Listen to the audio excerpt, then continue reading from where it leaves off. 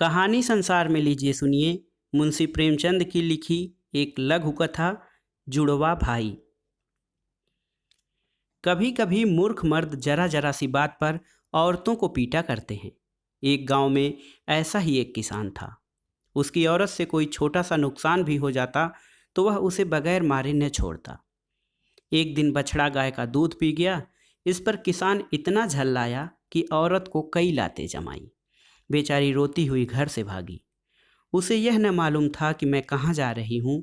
वह किसी ऐसी जगह भाग जाना चाहती थी जहाँ उसका शौहर उसे फिर न पा सके।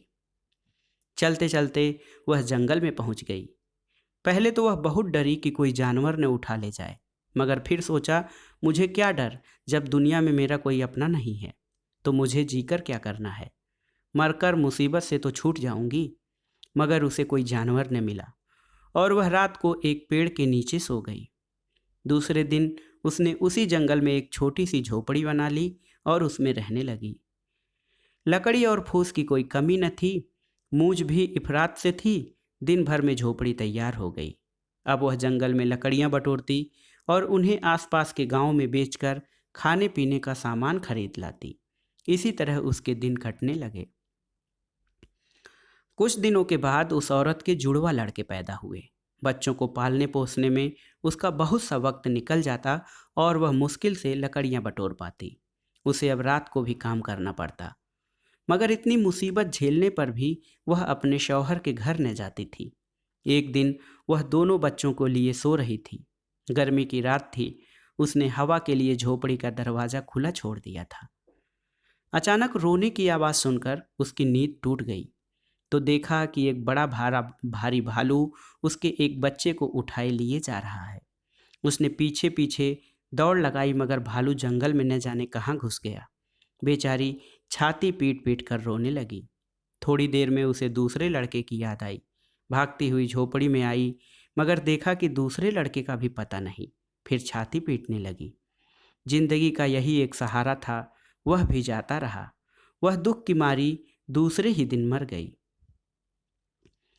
भालू उस बच्चे को ले जाकर अपनी माद में घुस गया और उसे बच्चों के पास छोड़ दिया। बच्चे को हंसते खेलते देखकर भालू के बच्चों को न मालूम कैसे उस पर तरस आ गया। पशु भी कभी कभी बालकों पर दया करते हैं। यह लड़का भालू के बच्चों के साथ रहने लगा। उन्हीं के साथ खेलता, उन्हीं के साथ खाता और उन्हीं के साथ रहता। धीरे धीरे वह उन्हीं की तरह चलने फिरने लगा। उसकी सारी आदतें जानवरों की सी हो गईं। वह सूरत से आदमी मगर आदतों से भालू था और उन्हीं की बोली भी बोलता था। अब दूसरे लड़के का हाल सुनो। जब उसकी माँ उसके भाई की खोज में चली गई तो झोपड़ी में एक नई बात हो गई। एक राजा शिकार खेलने के लिए जंगल में आया था और अपने साथियों से अलग होकर भूखा प्यासा इधर उधर भटक रहा था। अचानक यह झोपड़ी देखी तो दरवाजे पर आकर पुकारने लगा कि जो कोई अंदर हो मुझे थोड़ा सा पानी पिला दो, मैं बहुत प्यासा हूँ।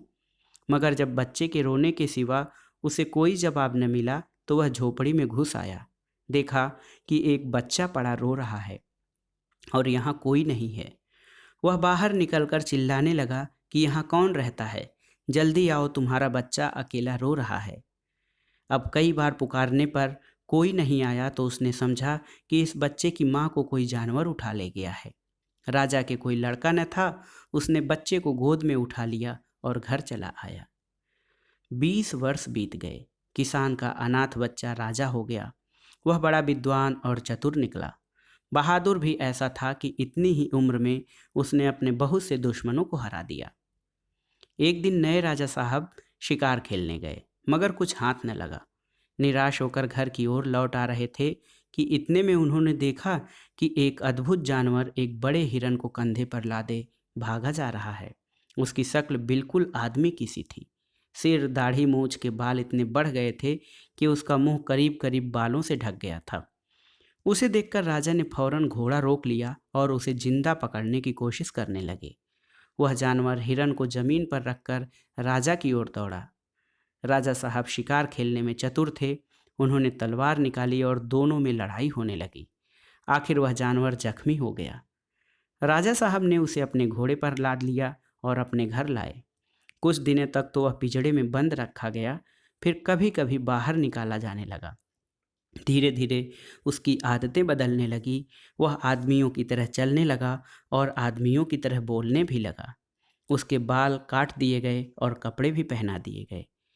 देखने वालों को अचंभा होता था कि इस जंगली आदमी की सूरत राजा साहब से इतनी मिलती है, मगर यह किसे मालूम था कि वह राजा साहब का जुड़वा भाई है जिसे भालू उठा ले गया था। तो दोस्तों, ये थी प्रेमचंद की लिखी एक शार्ट स्टोरी यानी लघु कथा जुड़वा भाई। कहानी आपको कैसी लगी हमें कमेंट बॉक्स में ज़रूर बताइएगा। कहानी सुनने के लिए धन्यवाद दोस्तों। नमस्कार।